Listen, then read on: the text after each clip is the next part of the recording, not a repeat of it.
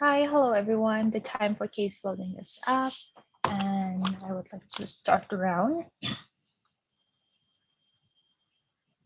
Okay, first of all, good morning everyone. Congratulations for making it to the semifinal for the National Schools Debating Championship 2020. Today we're going to debate under the motion of this House would mandate individuals to be cremated upon their death. Judging with me today is me, myself, Jane, Daud, Saliani, Firstolia, Mariah Agnes, Zuhdi, Stephanie, Siagung, as well as Uti. On proposition, currently we have D.K.I Jakarta and Nusa Tenggara Barat in opposition.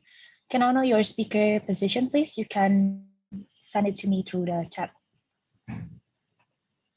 We're going to start as soon as you fill that in.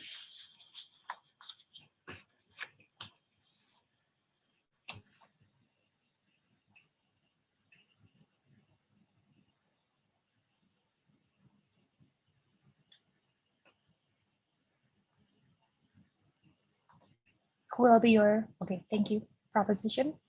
Still waiting for opposition.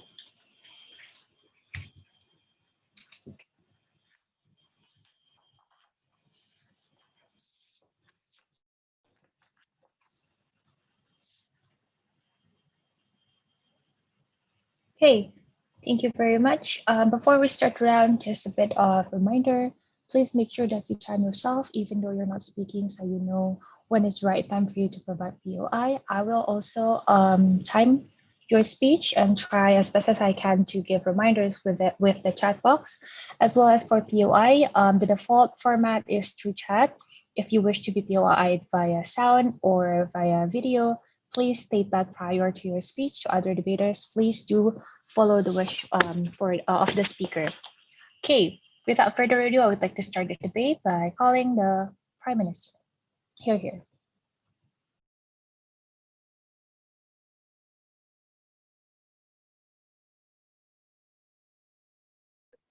Hello, am I audible?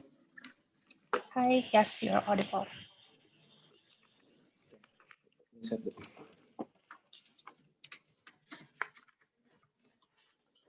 If you want the POI, you could just unmute yourself. Okay. Yeah. I'm going to start the speech in 3, 2, 1. The deceased and their family want one thing, that after death, they're memorized as good and beneficial individuals who don't bring harm to the society. When we actually are able to prove that this burial can manifest to so many harms and prove to you that cremation actually allows better coping mechanisms for the family of the deceased, we win this debate. Our sense of debate is firstly would mandate cremation towards these people because we say that currently burial takes so many land, and with the COVID-19 rising to power, it's able there's like infection probabilities that's high. Secondly, we would subsidize these kinds of cremations, so they cannot say that cremation is something that's not inaccessible. We say that government would be able to subsidize these kinds of cremation for people that, for example, poor, but for the people that are actually like privileged, it's fine for them. We won't pay for them. Thirdly, we say that currently being buried in itself is something that's already very expensive. Like when we actually have these kinds of cremations, it's easier to carry the maintenance. And also, we say that cemetery can emphasize discrimination. That, for example, only rich people can pay for the kinds of good cemeteries. That's why we don't want that to happen. Lastly, we're going to work closely with religious leaders, and we're going to like create these kinds of socializations for people, make them understand that this is something that's not a sin, this is not something that's taboo, because currently there are no a direct, there's no explicit kind of verse that say, for example, that you being buried or you being cremated is a sin, so on and so forth. First case, why cremation allows better accessibility for family members post-death. Firstly, let's understand about the process of grieving that happens after someone dies. I think that there's two kinds of people. Firstly, the people that's easy to move on, the people that's able to accept that these people are dying and it's okay, we have to move on. But secondly, these people that cannot move on because this death is something that's so sad and they still go to the cemeteries all the time. They're prone to, for example, crying, and they stay in the cemetery for long hours, long moments because they still, like for example, have this sense of longing towards that person's existence. That's why they go to these spaces. Why do they go to these spaces? Is because they want to feel as if the presence of the person is still there. Like, yes, it is something that's like a burial ground, but the person is down there. I can, for example, communicate the moment, for example, oh, I have a baby, or for example, I have this kind of achievement, or today I'm feeling sad, all those kinds of things. But we say that this is something that's harmful and something that's inaccessible. Why so? Because the moment you have to go to these cemeteries, it's not always accessible. Because human beings have time limit, and human beings also have this monetary and capital limit. Because to go to these cemeteries, you have to provide your time, because sometimes they're buried in places that's far, according to, for example, where the family wants them to bury, and also the capital limit, like human beings cannot always provide money to go to these places. But why is it beneficial when you actually cremate these kinds of people? Firstly, because you are able to keep the person near. So you're able to, for example, express your feelings, like, for example, you feel sad, or I have a baby, or I have an achievement, all those things. You're able to, for example, communicate to this kind of deceased person better, because I've told you the reason why they go to cemeteries because they want to feel as if that person is still there, but the person's just under the ground, for example. But when you're able to keep the person near, we say it's something that's very beneficial, because now we don't allow for these kinds of barriers such as time limit and all those things to actually hamper them from doing so. That's far more beneficial. So we say that this allows better coping mechanism for the family, but once they're ready to let go, you can actually release the ash, for example. So opposition cannot say that, oh, this is going to prolong the feeling of grieving, for example, because you always keep the person near, etc., etc. We say when you're ready, you're able to, for example, release the ash. Secondly, I'm going to talk about why it's harmful, is because burial in of itself is something that's very expensive. But we have to understand that even if, for example, we've already paid for the burial fee in the first place, we also have to pay for the maintenance fee, right? For cutting the grass or putting stones, all those things, because we want to maintain the burial ground as if it's something that's actually beautiful. It's something that's like a resting place for these people. The thing that's problematic is this is only accessible for these people that are privileged. For underprivileged communities, it's hard to actually have these kinds of accessibility. Understand that it's something that's very expensive. What this emphasizes and highlights that this actually highlights discrimination, that actually burial ground in which all human beings should be known and should be noticed as the same, because now they're dead anyway, can still emphasize the discrimination. Even worse, death can be a competition ground in order for you to, for example, emphasize who's richer. And this kind, for example, of Asian communities that talk about, oh, I'm able to put this my dad, for example, in San Diego, but this kind of people I can only put in Pondok Rangon, for example. Even that should actually be the moment that you don't talk about these things, can highlight discrimination. It's something that's harmful. Yeah. Moving on to my second case, why is it actually justified for the government to mandate these kinds of people? Firstly, I've told you that this is discriminative and this is not accessible for underprivileged communities. We see the government obligation to protect those who don't have these kinds of access, and government's obligation to actually cut off the disparity between the people, ensuring that everyone can feel happy, that death is not actually a competition, that death is actually something that, yeah, it's just like a process that's normal in a human being process, etc. The moment that they're all burned, you're not going to have discrimination and all those things. Secondly, about religious belief. Why is it justified to contradict with certain religious belief? Because opposition may say that, oh, these kinds of religious beliefs may contradict to the concept of burning someone into ashes. What we have to understand is that all this time in the past, religion in itself has also interpreted certain kinds of verses and also interpreted certain kinds of, for example, Bible verses. And we say that for example, recently the Pope actually acknowledges the relationship between LGBTQ community, and we say interpretation in religion is something that's completely justified. It's already shown in the past, and religions also do this, for example, in order for them to proliferate and get, for example, viewers. That's why we say that religious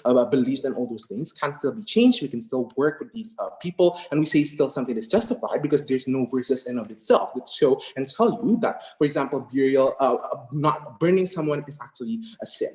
And lastly, about freedom of choice. Why is it justified to actually, for example, they want to talk, for example, about this harms the freedom of choice of the people. Understand that freedom of choice can only be tolerated once it doesn't manifest to other harms that can actually be manifested. I'm going to tell you later about what are the kinds of harms. So we say that freedom of choice can only operate if there's no harms that's manifested. And Also, we have to understand that because this is the government duty, government has the social contract to regulate and also like create these rules in the first place, we say it's also justified.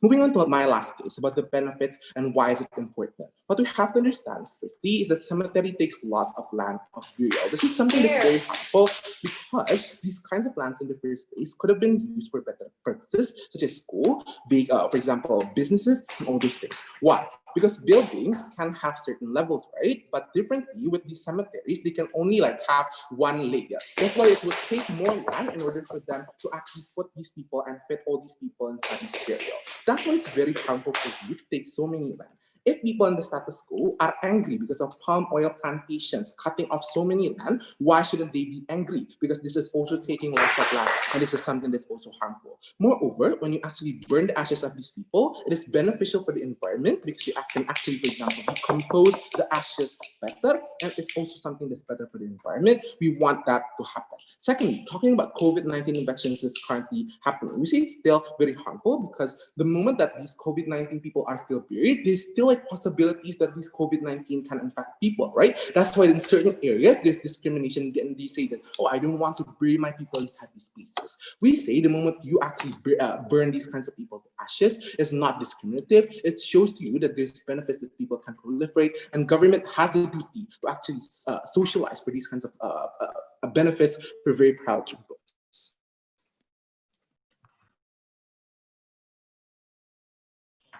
Thank you very much, Prime Minister, for an amazing speech. Next, I would like to invite the Leader of Opposition to start their case. Am I audible? Yes, you are audible. If you have any POIs, you can unmute because I won't be reading the chats. Thank you. I'm going to start my speech in 3, 2, 1. We believe that during the conditions of death, people should have options. The families of these individuals that actually are dead should have the options to choose whether or not they actually want to cremate or whether or not they just want to bury or any other method except. So this is why in Team Opposition, we stand under that stance because we want to appreciate the idea of options that is given to each individuals. Before I continue to our team's case, some responses to team government. First, about how they mentioned that religious leaders would actually want to engage with this scenario itself. First, it's not that easy. Even if it is not specifically written in script, tradition has been inside this religion itself. Even though it's not written in script, notice how even the Islamic leaders are buried. They're not burned, even though their script doesn't say anything about them having to be buried. And also note in even the tradition of Hindu itself, where Hindu has gaben, but for specific individuals such as babies and etc., it's mandatory in our religion to actually bury them. That shows to you that not religious, that even that inside the religion itself, it is not that easy to interfere that much, and it will be actually very hard to do that because there is a very wide community of religion, and not everyone will actually agree to this idea of mandatory cremation itself. So about their idea about grieving mechanism. First, we believe that they are very generalizing because people have very different ways into how they want to cope itself. Some people may feel that when they actually visit the grave of people, they feel more happy. They feel more safe. They feel in a condition where they can actually move on because they actually see proof that this person has already passed away. That will make them eventually move on because they know that the existence of these people are not with them anymore. And some people, as you mentioned, are also seeking closure. Closure is the one that will actually help them move on later on. So we believe that if some people feel more comfortable with having presence of people who are buried, then they should be buried. If people are more comfortable with people being cremated, then they're allowed to be cremated. Yes? How can you ensure people will make the right decision if grief makes such people so irrational on your side? We believe that even though people are very irrational, it's still okay because in the end of the day, they're the one who's going to have the consequences of their options itself. And even though if the consequences exist, it won't be very severe later on because what makes people actually crazy is not the idea of whether they are cremated or whether they are actually buried in the first place. It was the idea of death itself. And this can actually be mitigated later on. So we believe that the significant harm that they pointed out that will only happen if people are buried would not actually exist.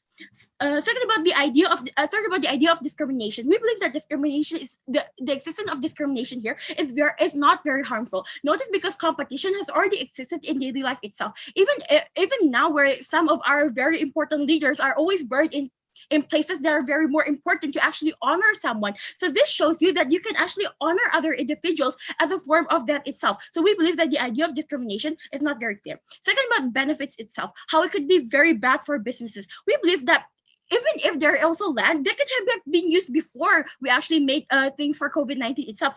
Now, notice that there's still very much land inside our society or our country itself, but that land hasn't been used properly itself. So we believe that rather than it's just leaving like that, it's okay for us to actually use it just for burial. And also about composing, we believe that composing for individuals that actually realize D.K.I. is much better rather than you just compose ash itself. No, thank you.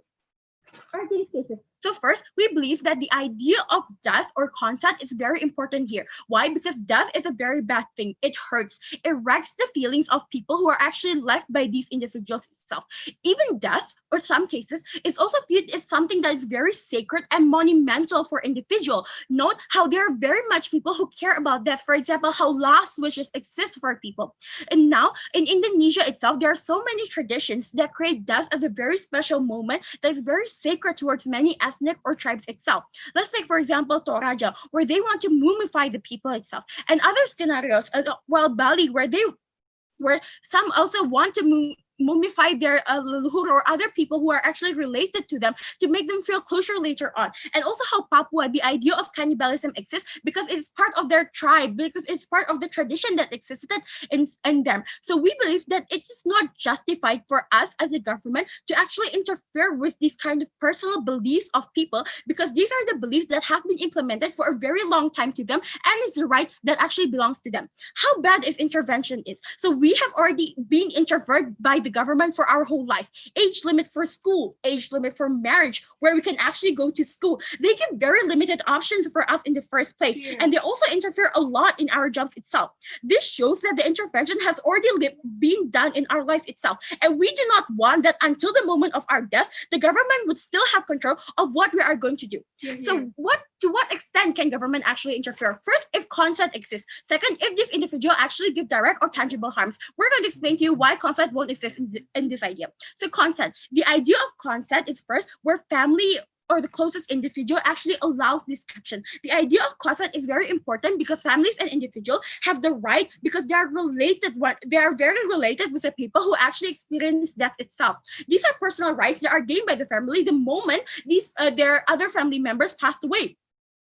For example, where someone who just passed away wants to be cremated, wants to be buried near their family itself, or where someone's family wants their family member to be buried in a certain place. This shows you that the idea of consent is very important because this family will be the one who is going to dealing with the aftermath, not the government itself. So this is why the idea of consent is very important. So why is this idea of consent after death is very exclusive? Because the restrictions given when giving is very necessary, because those one that actually in our life are giving impact. For example, underage marriage has impact. This is why the government can interfere. But if you compare to that situation, they do not create impact and they don't harm significant people later on. So this is why the concept of death should not be dependent to the government, but should be given to our safety house. So when there is harm, for example, drug dealers, it's okay for the government to actually interfere because they created significant harm. But even now in status quo, government choose to give them back towards their family to let them choose any options. And we believe that this has not given significant harm. That shows you how bad this condition is right now. Let's take the worst case scenario, COVID-19, where COVID-19 can actually spread disease and people are blamed. We believe the government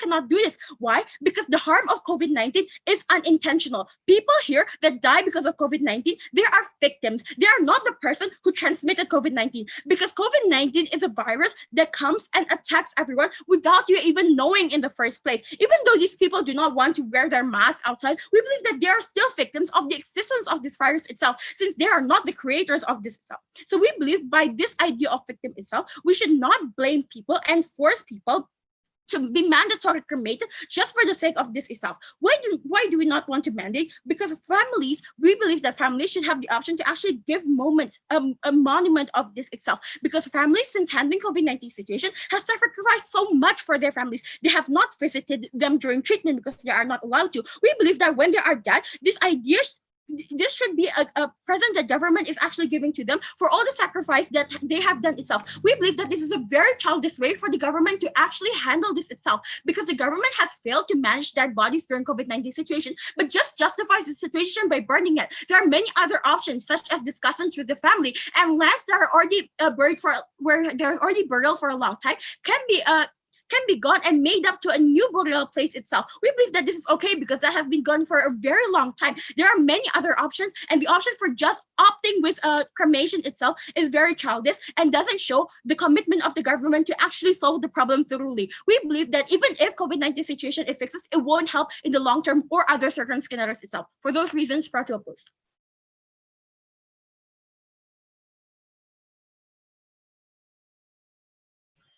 Thank you very much for the amazing speech. Next, I would like to invite the Deputy of Prime Minister to continue the case of Proposition B.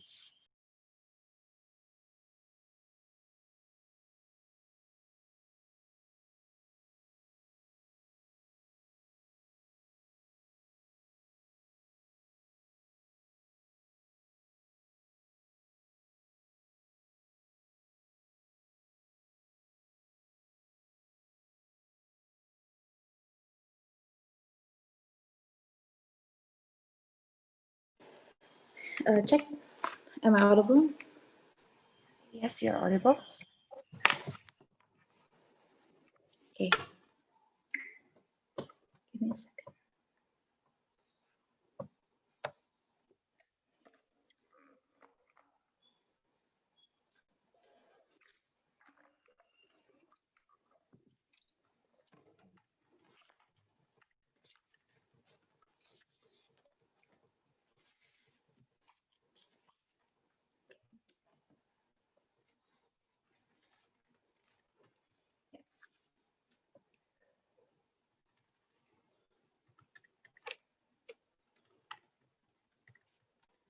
I'm going to start my speech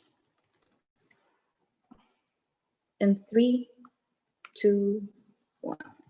Ladies and gentlemen, we think that burial grounds are extremely discriminative exactly because how expensive it can be for poor people, how they cannot even manifest their best to these people that they are loved ones, knowing that they can compare the burial grounds of them and those who are rich exactly beside of their loved ones. But moreover, on accessibility and environment, we think this is dangerous for the long-term future of countries that like Indonesia and the Philippine countries, right? Because exactly what we want is economic benefits and development, and we cannot just continue this burial grounds norm that we have to maintain in status quo. We want to mandate individuals to be cremated upon their death. If we can prove to you that A, that this will be beneficial for the long term of the development of country, and B, how this will be justified for people to do, we win this debate. I'm going to address 3 points in this debate. Firstly, how choice is important and how choice works in this case. But secondly, regarding environment.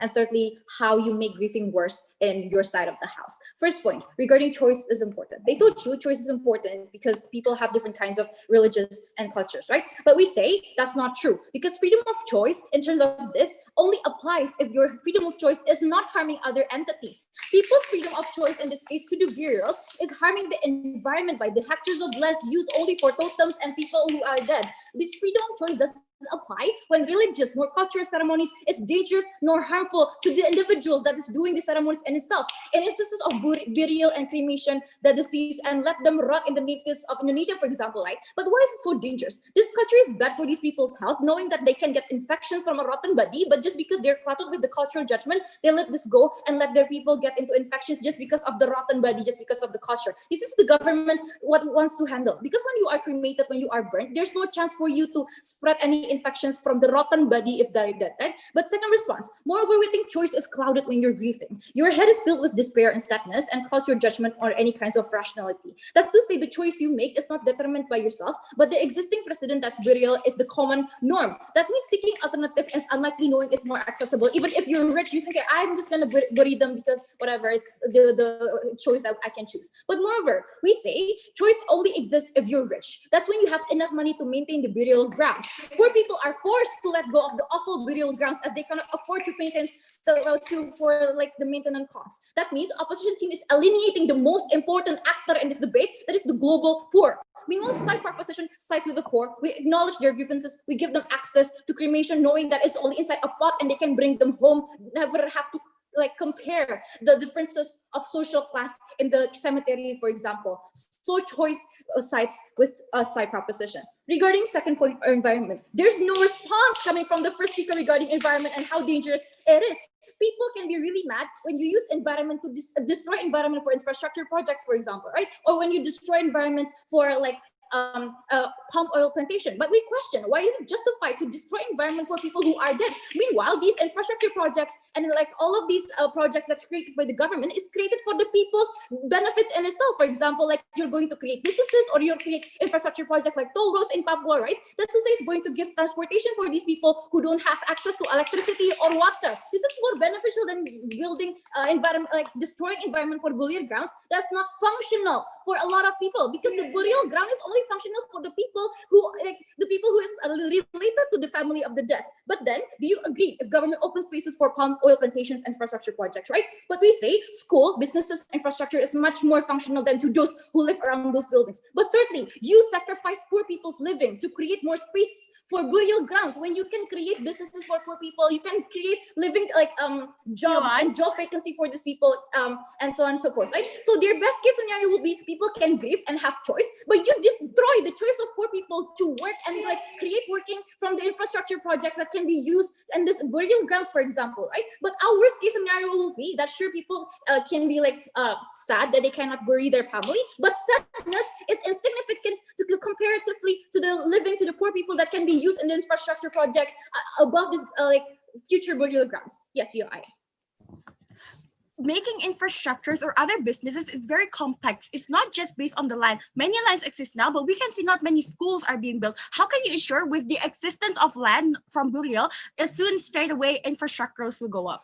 Exactly, because when you use the land for burial ground, you cannot use it for anything else. If you like take away all of the bodies, it is unjustified for the government to do so, right? People will protest. Why do you take out the bodies for infrastructure projects? So if we never create spaces for burial grounds, for example, then we can like use it for infrastructure projects. We don't necessarily need to remove these bodies anymore when this is important. It's going to be more unjustified in your side of the house when government realize, oh, I can use this land for hotels or hospitals, right? And then they suddenly remove all these bodies. This happened in Indonesia before, and the government keeps doing it, and so on and so forth, right? So on environment and cases of living conditions, we're winning in this clash. But third point, you make grieving worse in your side. Why? Because in your side of the house, death is a competition. Why? Because the last thing you can do for your deceased loved ones is to give the best, even on their death, right? Giving the best ceremony, giving them a really good prayer and whatnot. Unfortunately, when you're poor, when you grieve on a cemetery and you see the burial grounds and totems of the dead, you can see others of the totems that are rich, for example, that's built with marmors, that's built with ceramics, there's beautiful writings, and so on and so forth. You see that if you're poor, you cannot do your best to build those things because it's really unaffordable and expensive to do so, right? You're just leaving them to do so. For example, you don't have like grass or beautiful grasses in the sun. But why is this harmful? You feel like as a poor, you cannot do your best to make the burial ground beautiful for your loved ones. This is going to be a long-term regret of your life, knowing that you can do your best for the loved ones. So for example, like your parents, knowing that you cannot do your best for your parents, for example, like even in their death, you cannot make them like the ceremony beautiful, or you make the burial beautiful.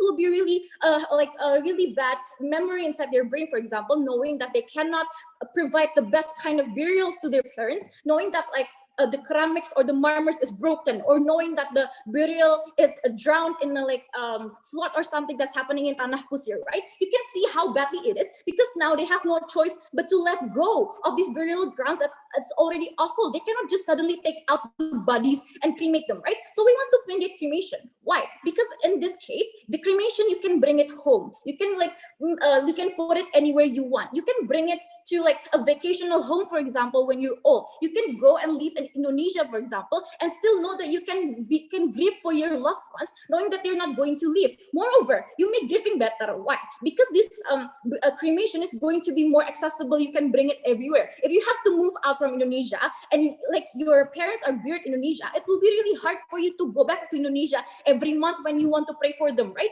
Or when you want to visit their like cemetery, right? In our side of the house, when cremation is like more accessible and you can bring it everywhere, you can actually grieve and go to vacation home. You can be alone and not be bothered by other people, and you can hold it in your hands. You can hug them. It feels like you like they are beside you, for example, right? We think this kind of grievances is much more important. Why? It's not that we're generalizing people grievances. We say that grievances are subjective, but we say that the more like the closer you feel with the death, with the deceased ones, the connection that you have with the deceased ones will always want to be. This is proven how by people are sleeping in the cemetery just because they really miss the people, right? So with the cremation, it will be easier because they can bring it to their room. They don't have to necessarily sleep in an open space. They can have their own safe space. They can have a really beautiful grieving. We're so proud to propose.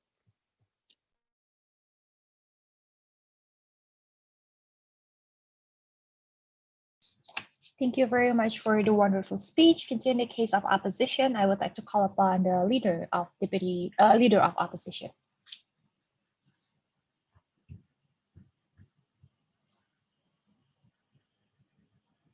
Okay, wait a second. Yep.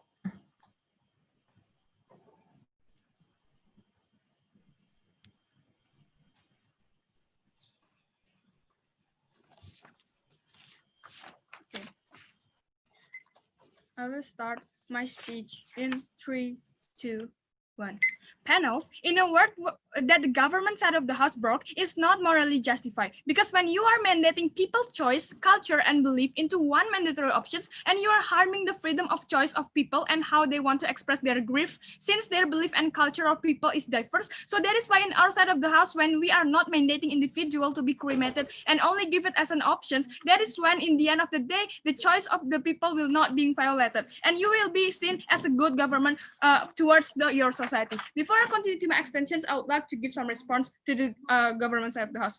Firstly, they always bring up about the COVID-19 case of cremations, but the problem is like when you're mandating this policy, this means that you are mandating it to everyone, and you don't even explain on any parameter on why and how this cremated should be mandatory, ladies and gentlemen. Because like if it's only COVID-19, then it is only like a momentum actions, and by being buried it is also justifiable and not cremated in, because like when the body is dead, the virus will not be spreading again from underground, ladies and gentlemen, because it will also disappear for a few hours or few days, for example. And that is why it is okay to not cremating them, because then when you every time the COVID-19 case does, like you're always cremating them. That means that you don't give any like significant problem to handling this COVID-19 these problems, and you don't giving any sense of memorable from the family that is lose their family, for example.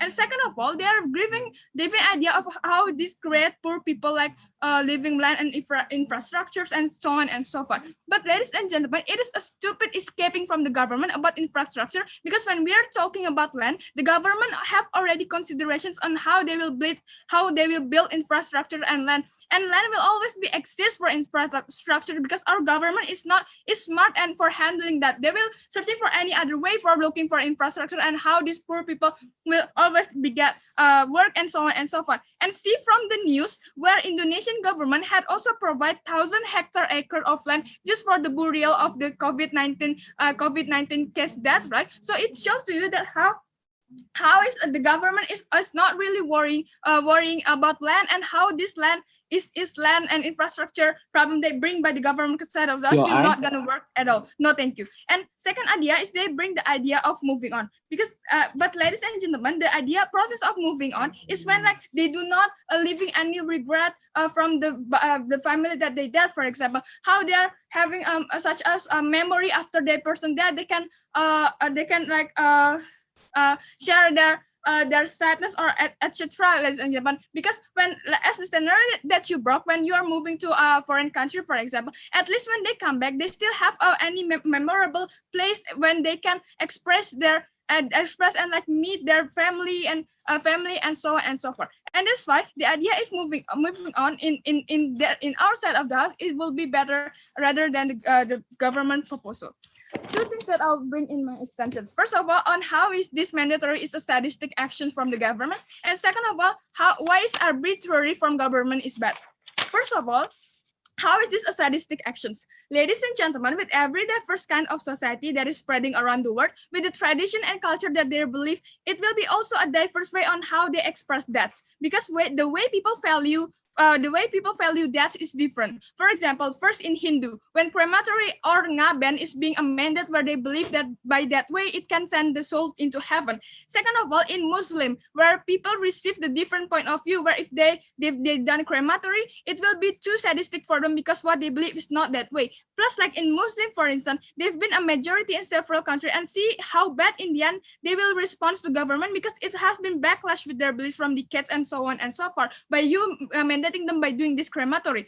Third of all, in Toraja, there's a culture where actually they celebrated death by keeping the dead body in sequence of years they take the body out and make up their body and change its clothes, and how they perceive death is to commemorate the body of soul of their ancestor. So from these differences and perspective, we can see on how diverse is the death point of view from the people, and how we have to provide preference as a good government to actually give a consent towards those people and family on how will they perceive the death of their family members. It can be the way on how they memorize their family, for instance, or it can be like when their family is buried, they believe that they can visit them anytime, and they're also will not being a sense of regret that can be happen before the person is dead. So people still can visit them or value them and so on and so forth. So the consent and option is very, very important for them, because the movement that when we mandate it is violate the right of the people to express grief, because the body can be valuable for them and it is morally justified. Because for the belief they've been preserved the culture and the tradition, the grief, and you as the government need a valid reasons and urgency on why you should mandate people to cremate, and that will be never morally justified, and your urgency like is not enough. So it is wrong. And also before I continue, is there any POI? I'll take your POI. Knowing that dead bodies are adding up every single day, do you agree that environment will be sacrificed for these dead bodies?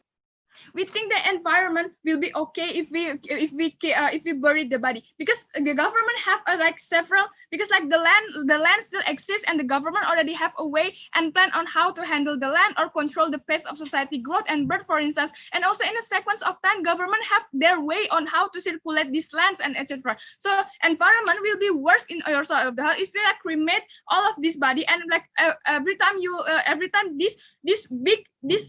a much amount of body you cremate them with that diverse kind, and how many deaths if you cremate them, this will worsen the environment, because like the pollution will increasing, right? And how this will worsen in your side of the house about the environmental, and in our side of the house this will be more beneficial in our environment if you're not mandatoring them and still giving option for the family to bury the body of the dead.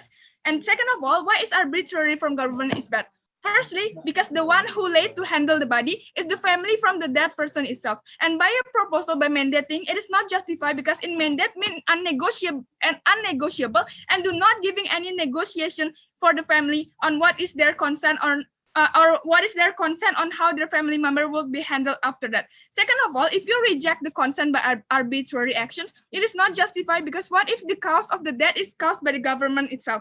For example, in COVID-19 pandemic, where during the handle of the patient cannot be seen or visited by the family, then after their death, you don't even give the family sense of memoriam and the tribute on their family. So how cruel you are as the government to violate the options of your society. So in the short term, not mandating them will not causing any protest from the society, since the one that own the body is the society itself, the family itself, and in the long term, discrimination will not be exist, so people still can preserve their belief and the option still exists. So in the end, it will not make you seen as a bad government. So the freedom of choice and option of the society is important in emotionally and morally. So that is why we should not mandate our society, because like about the case government, how if they poor and don't have money, because in not mandating them, it means that we still can have a discussion with the family on how the debt will be treated. For instance, we can be sharing payment from the government and the society and etc., or the family or the government can cooperate to subsidize and where they will negotiate to where they buried the body or and so on and so forth.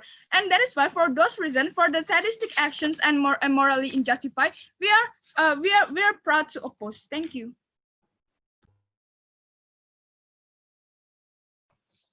Thank you very much for the wonderful speech. I would like to invite the last substantive speech from Proposition. Government Whip, you may have the floor.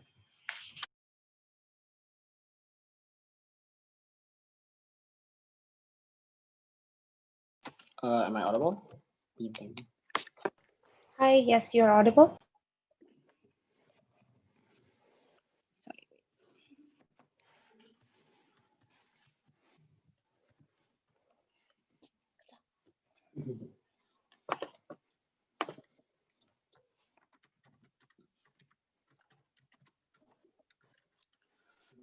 Starting my speech in 3, 2, 1.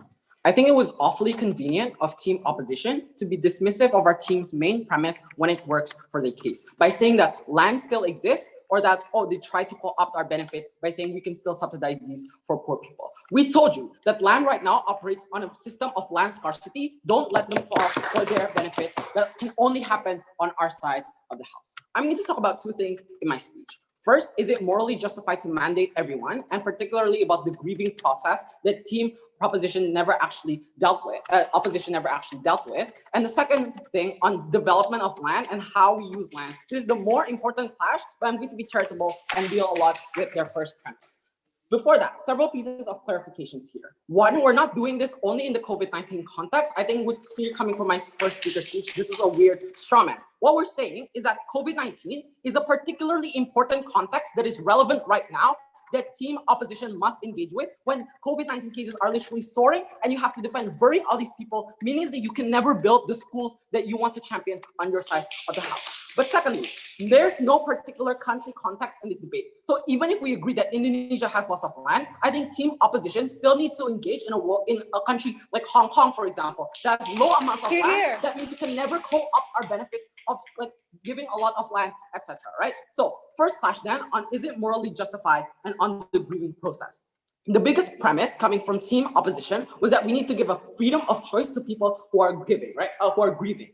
First response, freedom of choice is a very weak principle here because opposition never sufficiently proved to you as to why this freedom of choice was an objective benefit to all these people.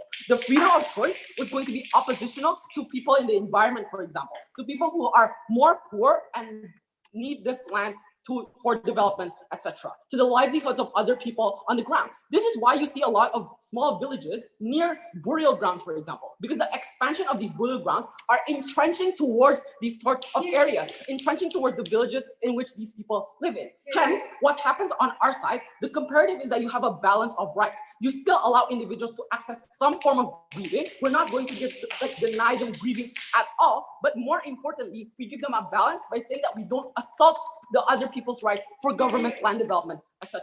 The biggest flaw in their case then was to prove why this method of burial were exclusive ways to get over grief. When they say that other methods exist, it is unclear to me what is the marginal benefit you get on their side, but I'm going to be charitable and I'm going to show why it becomes way worse. But secondly, note that team opposition never sufficiently proved to you why this freedom of choice was going to be so legitimate. Why are they not? Because individuals who decide right now in status quo are in a status of grief. Crucially, their support system is likely to be in the same mindset of being irrational. That means individuals are unable to weigh ultimately which method of grievance will be best for them.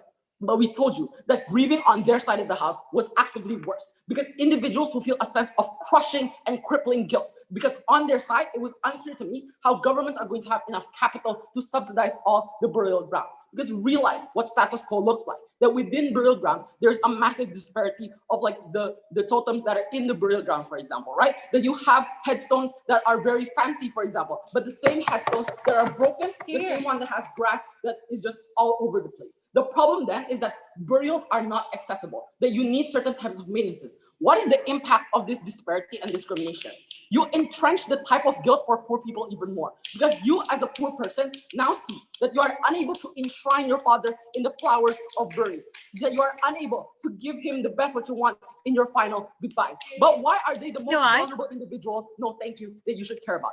For so long, they have been disadvantaged in the past, living stressful lives, and ultimately it's part of the government's fault as well. For example, not give them education. This type of grief is probably a big shock to them when they see their mother, who has worked so long hours to give them a good standard of living, and now that person is ripped apart from them. These people are people who are likely to go over the edge, where this grief is going to be the push for them to go resort to horrible pieces of grieving, for example, such as drinking to numb the pain. The alternatives are much worse on your side of the house, because you entrench these people who are already on the edge even more to resort to other things, such as drinking, such as harming themselves, such as being guilty and crying over it and never actually moving on. This is the tangible effect that you get under team opposition. And this is why they lose, because you're actively complicit in further harming these individuals when the grief has already taken so much of their lives. What did they respond to this? They say, this is fine because they will be the ones who face the consequences. This is abhorrent because you're allowing certain types of individuals who have been failed by the government to now suddenly be more pushed to the edge, to not let them allow some sort of good grieving. The next thing that we get, like in the last 30 seconds of DLO's speech, was that we can still give them sharing payments, we can still give them subsidies. But crucially, this is a weird attempt to co-opt our own benefits, because the cost of maintenance is so costly on our side. The reason why we are able to subsidize cremation is because after that, you don't have to have it for the next 20 years and to maintain that sort of dust for the next 20 years. Yeah. You can't take any of our benefits, don't try to. The next thing coming from then was how we have tradition and religion and personal beliefs.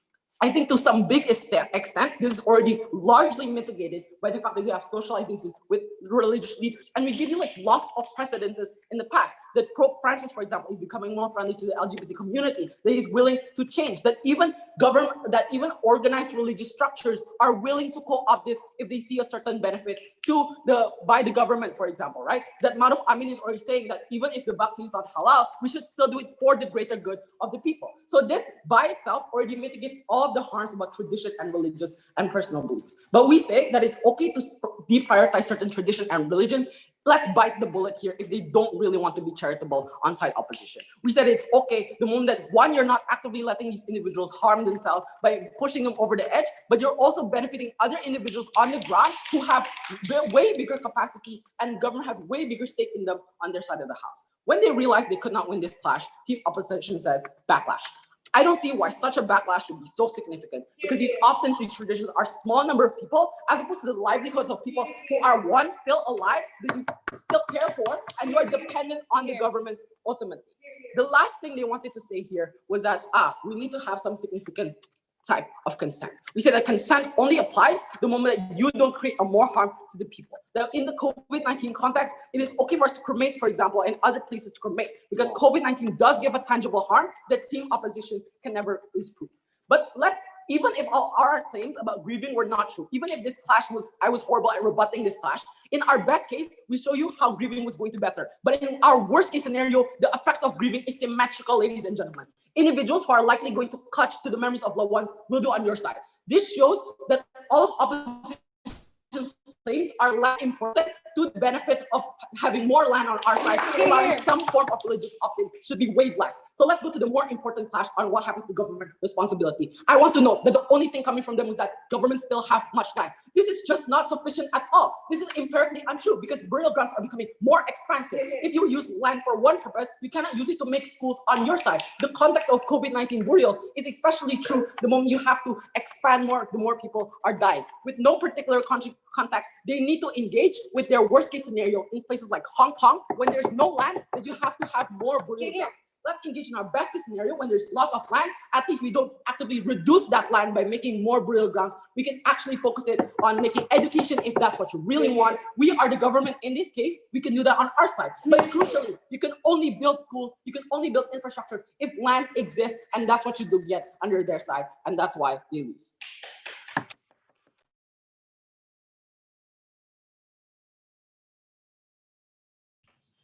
Thank you very much for the speed. Next, I would like to call upon opposition whip to close down the case.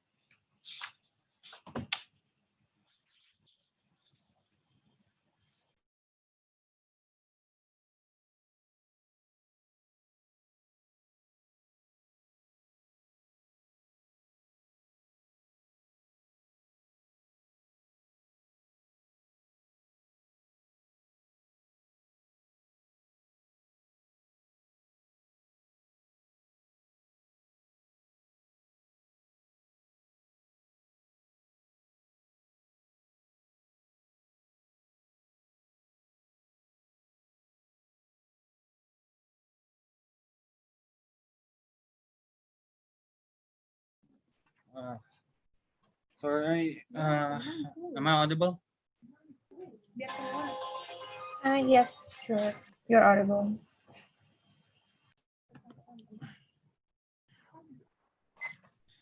Okay. Yeah.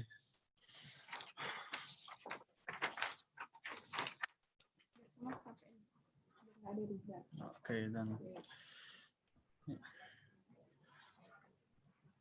I would like to start my speech in 3, 2, 1. Panels notice on how government's main point is only because of the accessibility towards the grieving itself, right? Notice notice on how important these funerals or these burials towards the society itself, right? They are willing to cash in many kind of money. So the moment when you are forcing them to actually to actually cremate them when they are dead, people will think that they will regret in the future that why can't I give a good funeral or a good burial towards my family or towards my loved one. Because notice on how these family or these loved ones are very important towards them. They want to give the best towards them because they are no longer in the whole wide world. So the idea of longing will be worse on their side of the house because society will feel that they are wrong, that they regret that not giving the best towards their loved one when they are dead itself, right?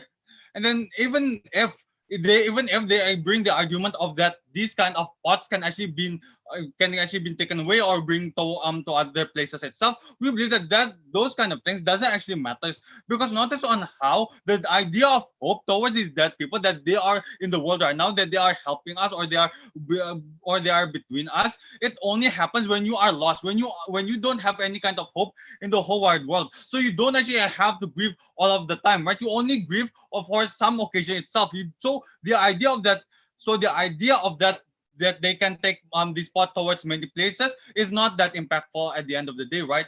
And then notice on the idea of environment. Panels, if you really want to talk about the idea on environment, notice on how environment be can also be worsened on the side. For example, like when you're cremating, you are burning them, right? So this also creates pollution and etc., right? And also on the idea of bringing the idea of Hong Kong itself, right? Notice on how you cannot generalize Hong Kong as your main starting point, right? Notice on how there are also other Notice on how there are also other countries that have bigger lands, that have more lands. For example, India, Brazil, China, UI. and etc. Right?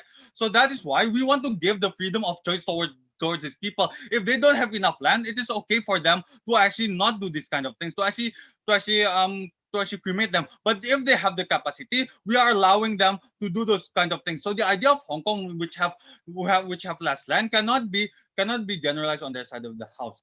And notice on how notice on how if the land is less, this can also provide a warning towards the government itself, right? Notice on how government will actually realize that there is less land, that this COVID-19 is an urgent matter that needs to be solved at the end of the day, right? Notice on how government will actually try to push their people more to actually start wearing masks, to actually stop the spreading of the COVID-19 itself, making the government having more urgency, and at the end of the day, making the recovery of the COVID-19 itself better. And notice on how they want to actually change these burial grounds to making infrastructure. Notice on how this is a bad effect towards the society. Notice from the moment government is trying to monetize the death of people, not to sacrifice others' suffering for money.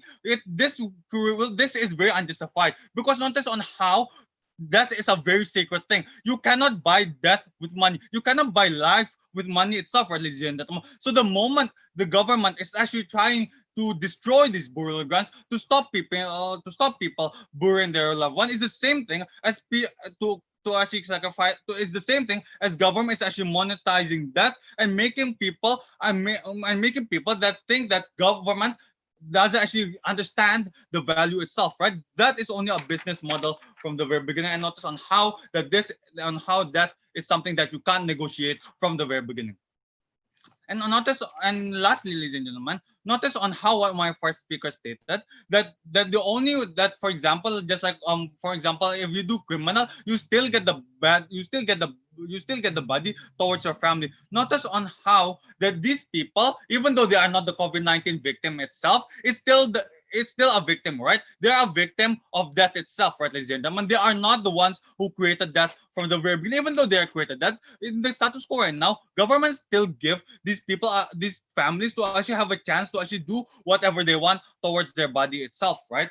And then, so from the very beginning, the idea of human rights is better on our side of the house, because when you try to actually force someone to force a victim to actually be cremated, that is very, very unjustified, because that will only make people be more angry, because they feel that they don't have any kind of choice in their side of the house. Notice, when in a world where you don't have any choice, it is very, very harmful, right? Because notice on how not every country has the same conditions as Hong Kong itself, right, ladies and gentlemen? Not all places actually have the places to actually have the capacity to actually cremate these bodies itself, right? Notice on how countries, for example, have many pollution. There's on how many pollutions, and many people actually Yeah. have the ability towards to actually do this burial stuff, right? No, thank you. And notice on how and notice on how people in Hong Kong from the very beginning actually have the consent itself, right, ladies and gentlemen? And then on the idea of discrimination, we believe that discrimination can still happen on their side of the house, because notice that burial is not always about when the moment you make them go to board itself. There's also celebrations, right? So the idea of discriminations can still happen on their side of the house. For example, when they say on our side of the house, there are more fancy tombs or totems. An example, on their side of the house, they, for example, can be a bigger festival for the loved ones when they died, or for example, that the place where they actually do this where they do actually do this cremation itself is a more fancier, or the pots where they actually give these kinds of ashes is actually made out of gold or more expensive materials than the other people itself, right? And notice on how the idea of accessibility about people, not all people actually have the capacity to do this burial stuff. Notice on how governments also trying to propose on subsidize. We believe that subsidize can also be achieved under our side of the house. If government said that they want to subsidize lower income people to actually to for them to actually have the ability to to to do this kind of cemented itself, we believe that that can also be happen on our side of the house, right? Because notice on their proposal that it also takes money. So the idea of money can also be achieved on our side of the house. It is not mutually exclusive on their side of the house, because on their side of the house, the idea of money can still happen. And why you should go for team opposition? Because in team opposition, we also understand that there are some places that don't have enough land, that don't have enough capacity to actually do this. But we are giving as team opposition is the freedom of choice. If you want to actually bury this person, bury that. If you don't want to, you are allowed not to do those kind of things. And that is why we are very proud to oppose. Thank you.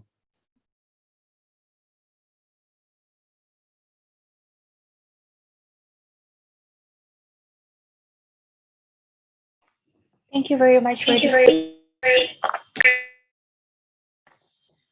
I would like to invite the opposition reply speaker to the stage.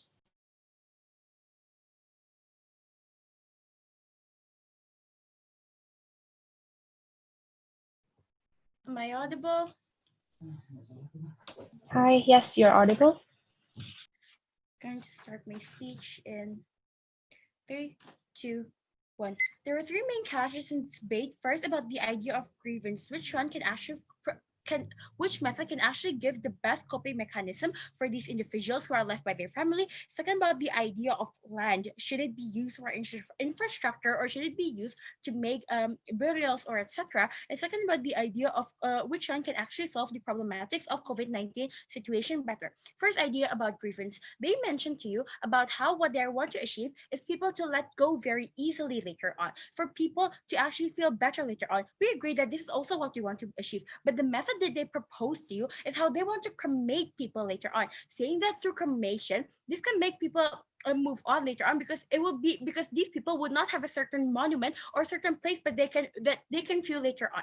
But notice that later on their second speaker mentioned that how they want to meet them every time by bringing their ash everywhere. This backlashes the idea of the moving on that they actually wanted to bring in the first place, showing the inconsistency of them and the idea of grievance itself. Even if we're going to count that, the idea of grievance is much better in our side of the house, because we have managed to characterize you that there are various people that have very different coping mechanism itself. We have showed to you that actually giving options for people such as burial and etc. would be much better, because we are actually giving people options to choose which one can make them feel better later on after these people have died in the end of the day. So the idea of grievance and how it can actually make people move on later on, it will be much better on side opposition. Second, about the idea of infrastructure, whether we should use it for the idea of land, whether we should use it for infrastructure or for land itself. They mentioned that the problem that exists now is because the land is actually that the land is now used for burial so much that we cannot manage any other infrastructures like that.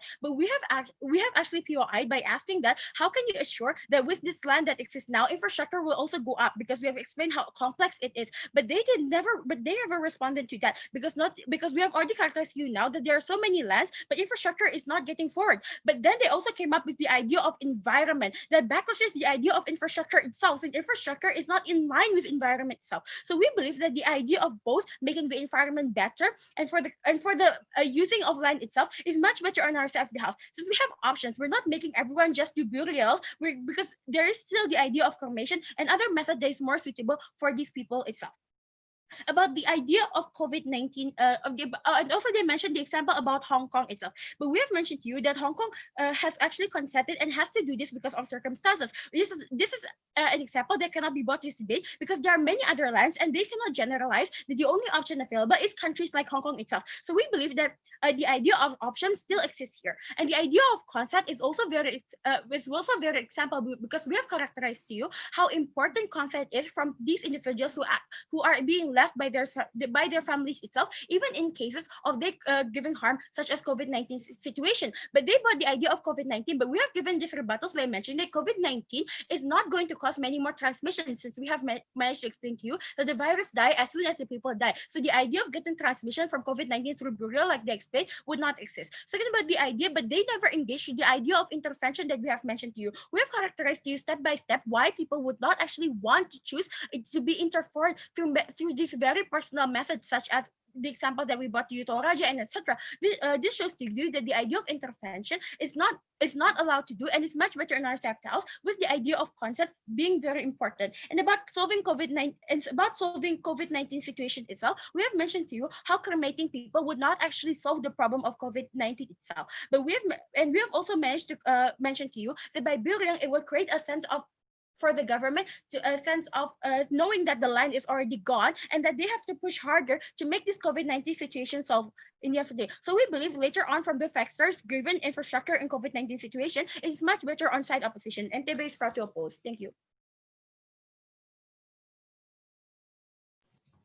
Thank you very much. Lastly, I would like to welcome government reply speaker to close the debate.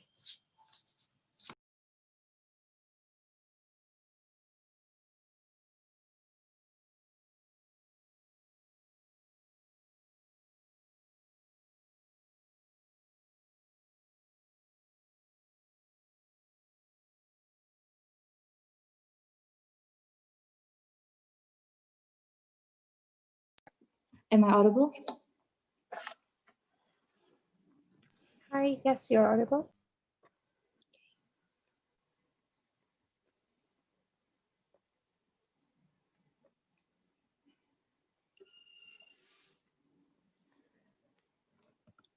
I'm going to start my speech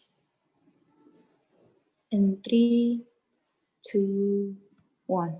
It's a shame that opposition have been really ignoring any kinds of benefits and harms that we provide to you because of the lack of lands existing in status quo. They have been really dismissive to this case. We think that their engagement have failed in this debate. But moreover, if side opposition failed to explain that A, somehow freedom of choice is valid, and B, that this will be a good beneficial way for people to grieve, they cannot win this debate. Moreover, I'm going to talk about 3 questions this way. Firstly, why government have the right to mandate? Secondly, the development of land. Thirdly, on grievances, right? First clash, why government have the right to mandate? My first speaker told you that 3 things. Firstly, we want to enfranchise the poor living condition by giving them like infrastructure projects to give more access to jobs and welfare benefits, as simple as electricity, right?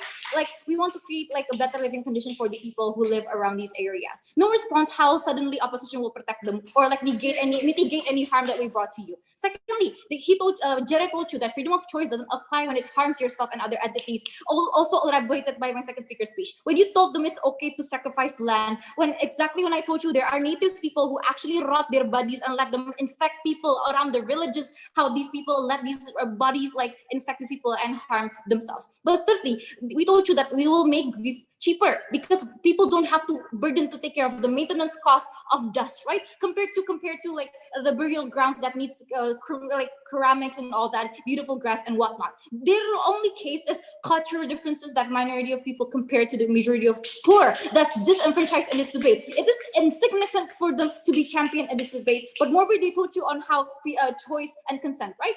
This exists on our side of the house because like they have choice where to bring the grief, like for example, to where to bring like the cremation dust and whatnot. However, they responded things like our arguments by downplaying our layers of analysis of inaccessibility with we can subsidize everything. Exactly because government can only subsidy to the extent that the body is buried in status quo. The money in status quo used to subsidy burial grounds will be used in our side of the house to subsidy cremation. That's why we don't give like maintenance costs, for example, right? Moreover, on the right to mandate falls into our side of the house. Second clash on development of land. We told you that we don't want to sacrifice environment not because of like pollution and whatnot. We told you that the land is very important for spaces to be used for functionalities. This is extended from first to third speaker. We say that this is very important because poor people need this more than people who have dead bodies, right? Their only response is yes, land exists. This cannot like substitute to our analysis of why land is so scarce in the status quo. Wherever we crystallize, this is crystallized, and we told you 3 things. Firstly,